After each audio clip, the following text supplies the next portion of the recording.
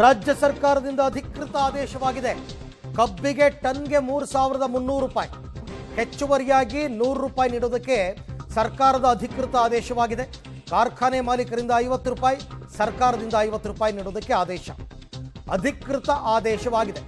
ಹಾಗೆ ನೋಡೋಕೆ ಹೋದರೆ ಈ ಗುರ್ಲಾಪುರ ಕ್ರಾಸ್ ಬಳಿ ರೈತರು ಪ್ರತಿಭಟನೆ ಮಾಡ್ತಾ ಇದ್ದಾರಲ್ಲ, ಅವರೊಂದು ಡೆಡ್ಲೈನ್ ಕೊಟ್ಟಿದ್ರು, ಸಾಯಂಕಾಲದ ಒಳಗಡೆ ಸರ್ಕಾರದ ಆದೇಶ ಆಗಬೇಕು, ಆದೇಶದ ಪ್ರತಿ ತಲುಪಬೇಕು ಅಂತ. ಈಗಷ್ಟೇ ಆದೇಶವಾಗಿದೆ. ಪ್ರತಿ ಟನ್ ಕಬ್ಬಿಗೆ 3,300 ರೂಪಾಯಿ ಬೆಲೆಯನ್ನು ನಿಗದಿಪಡಿಸಿ ಸರ್ಕಾರ ಅಧಿಕೃತ ಆದೇಶವನ್ನು ಈಗ ಹೊರಡಿಸಿದೆ. ಪ್ರತಿ ಟನ್ಗೆ 3,300. ಬಹುತೇಕ ರೈತರು ಇದನ್ನು ಒಪ್ಕೊಂಡಿದ್ದಾರೆ, ಬಹುತೇಕ ರೈತರು. ಬಟ್ ಕೆಲವೊಂದು ಗೊಂದಲಗಳು ಇರೋದ್ರಿಂದ ಇವತ್ತು ಗುರ್ಲಾಪುರ ಬರಿ ಮತ್ತೆ ಪ್ರತಿಭಟನೆಯನ್ನು ಮಾಡಲಾಗ್ತಾ ಇದೆ. ಅದೇ ಜಾಗದಲ್ಲಿ ಈಗ ಸಕ್ಕರೆ ಸಚಿವ ಶಿವಾನಂದ ಪಾಟೀಲ್ ಅವರು ಕೂಡ ಮಾತನಾಡ್ತಾ ಇದ್ದಾರೆ. ಬಟ್ ಈಗಷ್ಟೇ ಸರ್ಕಾರದ ವತಿಯಿಂದ ಅಧಿಕೃತ ಆದೇಶ ಹೊರಡಿಸಿದ್ದಾರೆ.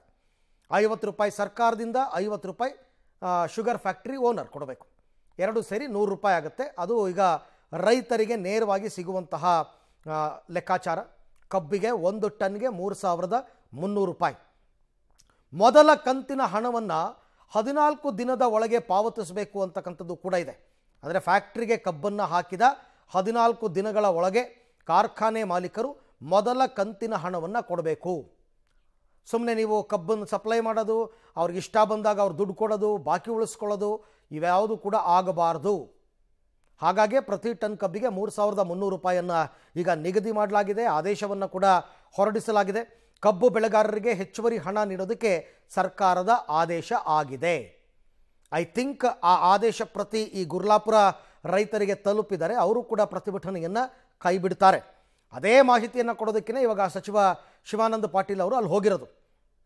ನಿನ್ನೆ ಎಲ್ಲ ಮಾಲೀಕರು ರೈತರ ಜೊತೆ ಸಭೆ ಮಾಡಿದರು ಸಿಎಂ. ಸಭೆಯಲ್ಲಿ ಒಂದು ಅಂತಿಮ ನಿರ್ಧಾರಕ್ಕೆ ಬರಲಾಗಿತ್ತು.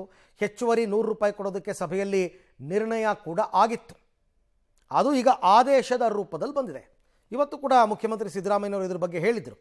ಸರ್ಕಾರದ ಆದೇಶ ಆಗುತ್ತೆ ಸದ್ಯದಲ್ಲೇ, ಅದು ಅಧಿಕೃತ ಆದೇಶ ಅಂತಂದ್ಬಿಟ್ಟು. ಸೊ ಹಾಗಾಗಿ ಅಧಿಕೃತ ಆದೇಶವನ್ನು, ಆ ಆದೇಶದ ಪ್ರತಿ ಕೂಡ ನೀವು ನೋಡ್ತಾ ಇದ್ದೀರಾ.